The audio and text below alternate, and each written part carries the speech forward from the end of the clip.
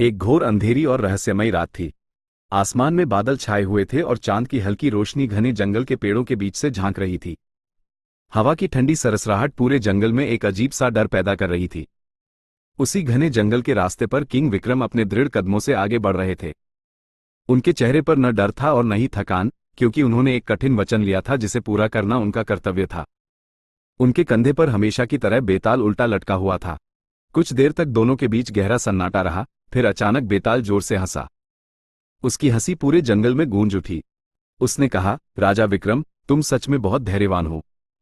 लेकिन आज मैं तुम्हें एक ऐसी कहानी सुनाऊंगा जिसमें बुद्धि, साहस और कर्तव्य की कठिन परीक्षा होगी। याद रखना, अगर तुम उत्तर जानते हुए भी चुप रहे तो तुम्हारा सिर फट जाएगा, और अगर बोल पड़े तो मैं फिर से उड़ जाऊंगा। विक्रम शांत रहे और बिना कुछ कहे आगे बढ़ते रहे। बेताल ने अपनी कहानी शुरू की। बहुत समय पहले एक सुंदर और समृद्ध राज्य के पास एक छोटा सा शांत गांव था। उस गांव में 3 घनिष्ठ मित्र रहते थे। वे बचपन से साथ बड़े हुए थे और हमेशा एक दूसरे की मदद करते थे। तीनों के स्वभाव और गुण एक दूसरे से अलग थे, लेकिन यही भिन्नताएं उन्हें और भी मजबूत बनाती थीं।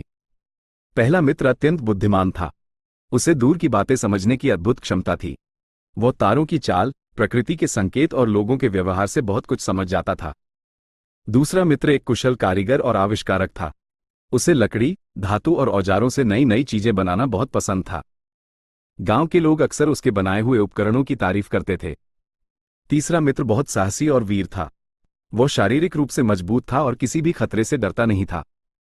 गांव के लोग कहते थे कि अगर कभी संकट आए तो वही सबसे पहले आगे बढ़कर सबकी रक्षा करेगा। एक दिन अचानक पूरे राज्य में हलचल मच गई।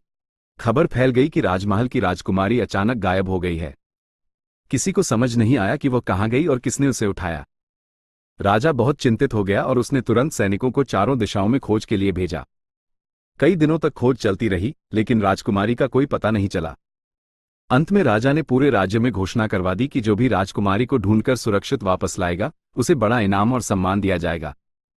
ये खबर सुनकर तीनों मित्रों ने एक दूसरे की ओर देखा और तय किया कि वे मिलकर राजकुमारी को ढूंढेंगे। पहले मित्र ने अपनी बुद्धि और ज्ञान का उपयोग किया। उसने ध्यान लगाकर और कई संकेतों को समझकर पता लगाया कि राजकुमारी को एक शक्तिशाली जादूगर दूर पहाड़ों के पार स्थित अपने गुप्त महल में ले गया है। ये सुनकर दूसरा मित्र सोच में पड़ गया और बोला, वहां तक पहुंचना आसान नहीं है। रास्ता लंबा और खतरनाक है। तब उसने अपनी कला का उपयोग करने का निश्चय किया। उसने कई दिनों की मेहनत से लकड़ी और धातु से एक अद्भुत उड़ने वाली मशीन बना दी।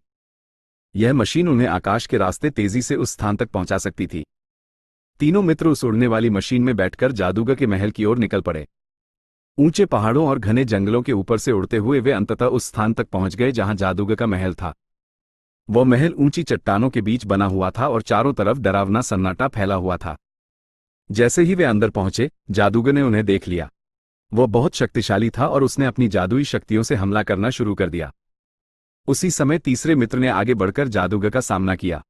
उसके हाथ में तलवार थी और दिल में साहस। दोनों के बीच भयंकर युद्ध शुरू हो गया। जादूगर अपने जादू से आग और धुएं के भयंकर हमले करता और वीर मित्र अपनी चतुराई और शक्ति से उनका सामना करता। लंबे संघर्ष के बाद अंततः तीसरे मित्र ने जादूगर को हरा दिया और राजकुमारी को उसके कैद से मुक्त करा लिया। तीनों मित्र राजकुमारी को लेकर सुरक्षित राज्य में वापस लौट आए। पूरे राज्य में खुशी की लहर दौड़ गई। लोग उनके साहस और सहयोग की प्रशंसा करने लगे। लेकिन जब वे दरबार में पहुंचे तो एक नया प्रश्न खड़ा हो गया। तीनों मित्रों ने राजकुमारी को बचाने में महत्वपूर्ण भूमिका निभाई थी। पहला मित्र कहता था कि अगर उसने अपनी बुद्धि से जादूगर का पता न लगाया होता तो वे कभी वहां पहुंच ही नहीं पाते। दूसरा मित्र कहता था कि अगर उसने उड़ने वाली मशीन न बनाई होती तो उस दूर स्थान तक पहुंचना असंभव था। तीसरा मित्र कहता था कि असली खतरा उसने उठाया, क्योंकि उसने अपनी जान जोखिम में डालकर जादूगर से युद्ध किया।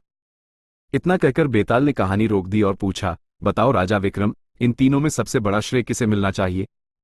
विक्रम कुछ क्षण चुप रहे, फिर बोले, तीनों का योगदान महत्वपूर्ण था, लेकिन सबसे बड़ा श्रेय तीसरे मित्र को मिलना चाहिए, क्योंकि उसने अपनी जान जोखिम में डालकर जादूगर से युद्ध किया और राजकुमारी को मुक्त कराया। अगर वो साहस न दिखाता तो बाकी दोनों की मेहनत भी व्यर्थ हो जाती। जैसे ही विक्रम ने यह उत्तर दिया, बेताल जोर से हंस पड़ा और बोला, राजा विक्रम, तुमने फिर सही उत्तर दिया। और यह कहते ही वह हवा में उड़ गया और फिर उसी पुराने पेड़ पर जा लटका। लेकिन विक्रम बिना थके फिर उसे पकड़ने के लिए उसी अंधेरे जंगल में आगे बढ़ गए।